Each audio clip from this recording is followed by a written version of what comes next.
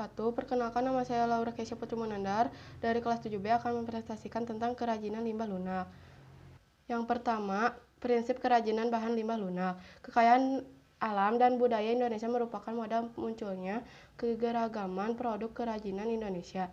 Kerajinan Indonesia yang unik dan memiliki ciri khas daerah setempat menjadi acuan yang dapat menjadi penyemangat dalam mengolah kerajinan dari bahan limbah organik ini. Kini, kerajinan berfungsi juga sebagai hiasan baik interior maupun eksterior. Limbah sendiri dari setempat asalnya bisa beraneka ragam. Ada limbah rumah tangga, limbah pabrik, dan limbah dari suatu kegiatan tertentu. Limbah dikelompokkan menjadi 3 bagian berikut ini. 1. Berdasarkan wujudnya. Contoh, kotak kemasan, bungkus jajanan, plastik, botol, kertas, kardus, ban bekas. 2. Berdasarkan sumbernya. Contohnya, limbah pertanian, limbah industri, limbah pertambangan, serta limbah domestik, contohnya dari rumah tangga, pasar, restoran, dan permukiman penduduk lain. 3. Berdasarkan senyawanya. Limbah organik, contohnya kulit buah-buahan dan sayur dan kotoran hewan. Dan limbah anorganik, contohnya plastik, beling, dan baja. Yang kedua, jenis karakteristik dan pengolahan bahan limbah lunak. Limbah lunak adalah mengacu pada kata sifat lunak, yaitu limbah yang bersifat lembut, empuk, dan mudah dibentuk. Limbah lunak ini dikategorikan dalam bentuk limbah lunak organik dan limbah lunak anorganik.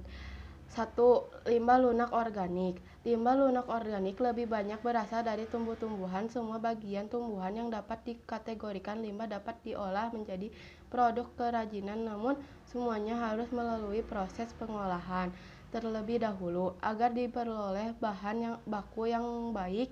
Contohnya daun-daun, kulit buah, kulit sayuran, batang tumbuhan, atau hasil olahan tumbuhan seperti kertas. Limbah lunak organik juga disebut dengan limbah basah.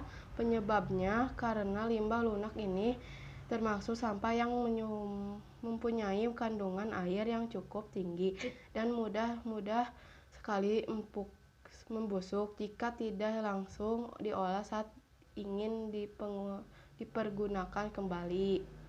2. Limbah lunak anorganik. Limbah lunak anorganik berasal dari bahan olahan dengan campuran zat kimiawi dan menghasilkan bahan yang lembut, empuk, lentur, dan mudah dibentuk serta diolah dengan bahan yang sederhana.